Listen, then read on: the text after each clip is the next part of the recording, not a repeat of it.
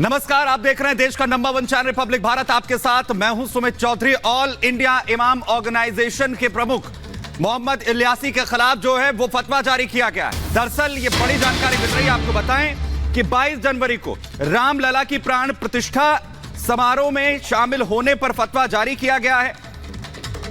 मुफ्ती साबिर हुसैन की तरफ से यह फतवा जारी करते हुए कहा गया है कि सभी इमाम उनका बहिष्कार करें।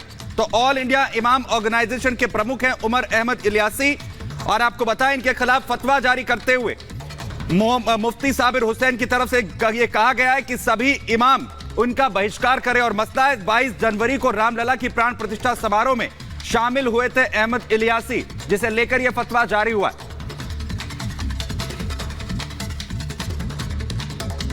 अयोध्या में हुए भगवान राम के प्राण प्रतिष्ठा कार्यक्रम में चीफ इमाम भी शामिल हुए थे, उनको भी आमंत्रण पत्र मिला था। और हमारे साथ चीफ इमाम भी हैं बैठे हुए, उनसे भी हम जानेंगे क्या इनका अनुभव हुआ। लेकिन आपको बता दें कि उस दौरान जब वो प्राण प्रतिष्ठा कार्यक्रम में शामिल हुए तो उनके खिलाफ अब फतवा भी जारी कर दिया है। इलियासी जी, आपके खिलाफ फतवा जारी कर दिया, ऐसा क्यों हुआ? स्वाभाविक है, जब एक कोई भी ऐसा कार्य जो देश हित में हो, जो मैं पैगाम मोहब्बत जो लेके गया, उन राष्ट्र विरोधी शक्तियां उनको कैसे पसंद आ सकता है? जो देश के अंदर देश की अमन चैन भाईचारा सौहार्द को तोड़ना चाहते हो, उनको कैसे पसंद आ सकता है? मैंने कहा है कि अब वो जो मेरे पैगाम मोहब्बत को, जो मेरे साथ जुड़े हैं, जो मेरा समर्थन कर रहे हैं, वो मेरा समर्थन माने देश का समर्थन, देश से मोहब्बत कर रहे हैं। और जो मेरे खिलाफ नफरत फैला रहे हैं, फतवे जारी कर रहे हैं, वो मेरे तो खिलाफ हैं ही, वो देश विरोधी भी हैं। आपने दिखाया कि उस फतवे में आपका नंबर भी डाला गया है कि अगर किसी को फतवा जारी करना है तो वो डायरेक्टली उस नंबर के जरिए फतवा आपको मैसेज भेज सकते हैं। साफ तौर पे आप देख सकते हैं इनके हाथ में वो मोबाइल है जिसमें वो फतवा आया हुआ है, और इन्होंने अपने जो सगा संबंधी हैं उनको भी ये दिखाया है कि किस तरीके से इनको ये फतवा भेजा गया है। आप देख सकते हैं इनके मोबाइल में वो दिखा रहे हैं कि ये उनका नंबर भी इंडिकेट किया गया है। आप ही बताइए कि पूरी अगर बात बताएं तो कब आपको ये फतवा मिला? ये फतवा कल मिला है मुझे, व्हाट्सएप के माध्यम से मुझे किसी ने भेजा है।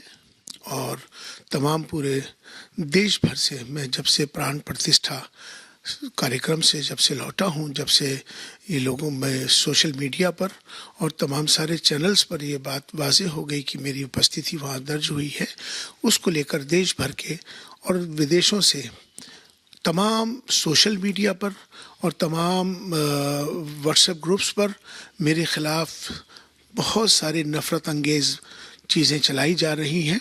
मेरे टेलीफोन, मेरे मोबाइल पर जिस दिन से आया हूँ आज तक बहुत ज़्यादा मुझे धमकियाँ और मुझे जिस तरह से मुझे बहुत अब्द शब्द जो नहीं कहना चाहिए उस तरह से कह रहे हैं। बुनियादी बात यह है कि उनका कहना है कि अब आपको माफ़ी मांगनी चाहिए मुसलमानों से। दूसरा, उनका कहना है कि रुजू करना चाहिए। और तीसरा, उन्होंने कहा है कि अपने पद से इस्तीफ़ा देना चाहिए। तो मैं आपके इस चैनल के माध्यम से मैं उन तमाम सबको ये बता देना चाहता हूँ कि ना मैं डरा था, ना मैं डरा हूँ, ना मैं डरूँगा। ये जो मैंने गया हूँ वो राष्ट्र हित में गया हूँ, बहुत सोच समझ के गया हूँ। देश के अंदर अमन रहना चाहिए, देश में आपसी सौहार्द रहना चाहिए। मैं अपने देश के हित में गया हूँ, मेरा यह फैसला मेरा राष्ट्र हित में था ये। और अगर उनको ये पसंद नहीं आ रहा तो ये फैसला उनका है, जो सोचते हैं जो मैंने किया ये फैसला मेरा था। और इस बीच एक और बड़ी खबर का रुख कर लेते हैं। बड़ी खबर झारखंड से आपको बता रहे हैं, हेमंत सोरेन के घर ईडी पहुंच चुकी है। तो हेमंत सोरेन के घर ईडी की टीम पहुंच चुकी है। और अब आपको बता दें कि दिल्ली वाले घर पर ईडी की टीम पहुंची है। इस बात की जानकारी मिल रही है। इस वक्त ये बड़ी खबर हम आप तक पहुंचा रखे हैं। हेमंत सोरेन के दिल्ली वाले घर पर ईडी की टीम पहुंची हुई है, जो पूछताछ करने वाली है। तो घोटाले मामले को लेकर अब मनी लॉन्ड्रिंग मामले को लेकर ईडी की टीम जो है वो पूछताछ करती हुई नजर आने वाली है। एक बार पूछताछ हो चुकी है सीएम आवास पर ही झारखंड में, और अब इस बीच आपको ये बता दें कि दिल्ली वाले आवास पर पहुंची है। लेकिन क्या यहाँ कोई तलाशी ली जाएगी या किसी कागजात की तलाश में ईडी की टीम पहुंची है, ये जानकारी हम आपको देंगे। लेकिन आपको ये बता दें कि अगला समन भी जारी हुआ था। 7 समन के बाद तैयार हुए थे हेमंत सोरेन पूछताछ में हिस्सा लेने के लिए, और उनसे पूछताछ भी की गई। और फिलहाल ये जानकारी है कि हेमंत सोरेन के दिल्ली वाले आवास पर ईडी की टीम पहुंची है। दिल्ली वाले आवास पर कौन कौन है, क्या जानकारी लेने पहुंची है ईडी की टीम, ये भी हम आपको बताएंगे जैसे जैसे जानकारी साफ होगी। लेकिन फिलहाल आपको बता दें हेमंत सोरेन पर जो आरोप हैं उसमें खदान से जुड़े हुए मामले हैं, किस तरह से उनके पट्टों का आवंटन किया गया उससे लेकर जुड़े हुए ये पूरे मामले हैं। और सोरेन से पूछताछ करने के लिए फिर एक बार पहुंची है मनी लॉन्ड्रिंग मामले में पूछताछ दिल्ली आवास पर ईडी की टीम इस वक्त पहुंची है। ये बड़ी खबर हम आपको बता रहे हैं। झारखंड के सीएम है हेमंत सोरेन, और इस बीच फिर एक बार उनसे पूछताछ हो सकती है, क्योंकि एक बार उनसे पूछताछ हुई और सोरेन से पूछताछ करने के लिए पहुंची है। सूत्र ये बताते हैं हेमंत सोरेन के दिल्ली वाले आवास पर ईडी की टीम इस वक्त मौजूद है। तो फिलहाल ईडी की टीम झारखंड के मुख्यमंत्री हेमंत सोरेन के दिल्ली आवास पर पहुंची है। इससे पहले पूछताछ हेमंत सोरेन से ईडी की टीम कर चुकी है। लगातार कई समन जब उन पर पहुंचे और पूछताछ के लिए तैयार नहीं हुए हेमंत सोरेन, और आखिरकार अब उनसे पूछताछ हुई। और अब एक बार फिर से सीएम हेमंत सोरेन के दिल्ली आवास पर ईडी की टीम फिलहाल पहुंच चुकी है। क्या पूछताछ होगी, ये स्थिति जो है वो साफ हो पाएगी। क्या एक बार फिर से पूछताछ हेमंत सोरेन के साथ यहां पर होने वाली है। और हमारे सहयोगी अनूप इस वक्त हमारे साथ जुड़ गए हैं। अनूप, आपसे जानना चाहेंगे क्या जानकारी मिल पाई है, क्योंकि एक बार हेमंत सोरेन से पूछताछ हो चुकी थी, फिर से उन्हें समन जारी किया गया था।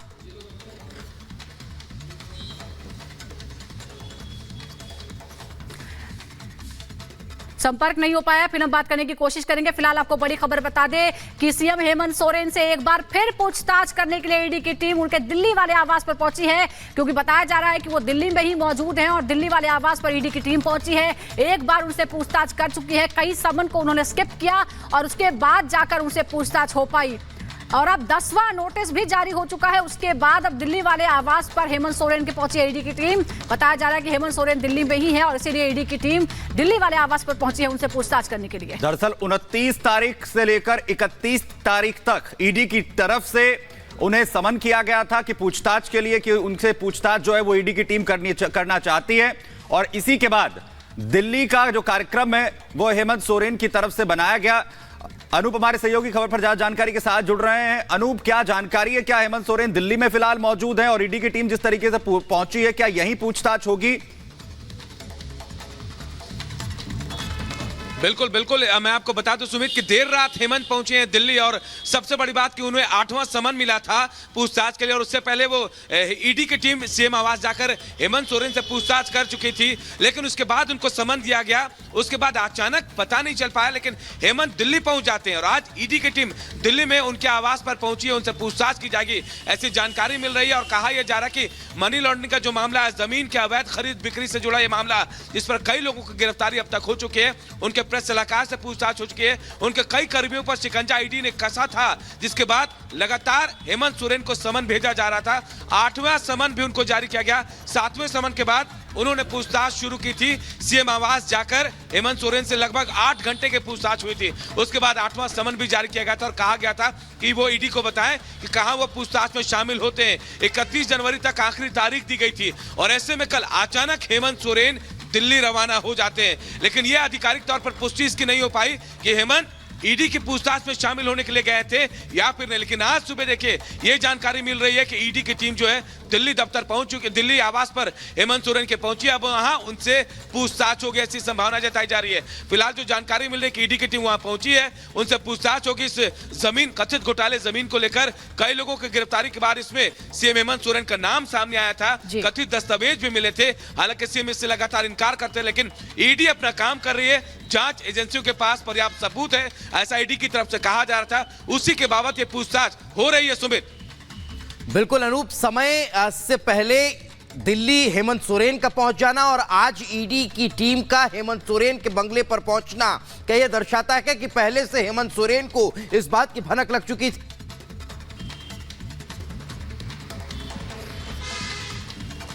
देखिए, इस बात की पुख्ता जानकारी तो नहीं मिल पाई है, लेकिन हेमंत सोरेन का अचानक दिल्ली जाना सबको चौंका रहा था, क्योंकि ईडी ने एक तरफ उनको समन जारी किया था, 8वां समन, और कहा था 26 से 31 जनवरी के बीच आप बता दें कि कहां आप पूछताछ के लिए शामिल हो सकते हैं। लेकिन इसी बीच दिल्ली जाना हो सकता है, ये कोई स्ट्रैटेजी, कोई प्लान पहले से हेमंत ने तय किया होगा कि दिल्ली में पूछताछ के लिए जाएं। लेकिन देखिए, चुनाव का वक्त है और जाहिर तौर पर हेमंत भी इस बात को समझते हैं कि अगर ऐसा कुछ होता है, उनके खिलाफ कोई चीज होती है, तो इसका फायदा उनको आने वाले चुनाव में हो सकता है। तो अब जाहिर है वो पूछताछ के लिए इसी वजह से सामने भी आ रहे हैं, और विधानसभा चुनाव भी इसी साल होने हैं, तो सब कुछ आप इसे राजनीतिक रंग देने की कोशिश जेएमएम की तरफ से की जा रही है। कल जेएमएम के कार्यकर्ता पूरे रांची में राजभवन मार्च हम तस्वीरें भी अपने दर्शकों को दिखा रहे हैं। ये जो तस्वीर हम आपको दिखा रहे हैं, ये हेमंत सोरेन के दिल्ली आवास की तस्वीरें हैं, जहां पर इस वक्त ईडी की टीम मौजूद है, और इसीलिए हम कह रहे हैं कि हेमंत सोरेन से एक बार फिर पूछताछ होगी। लेकिन अनूप, बड़ा सवाल यह है कि जब पिछले समन के बाद पूछताछ हुई थी, जो कि रांची में पूछताछ हुई थी,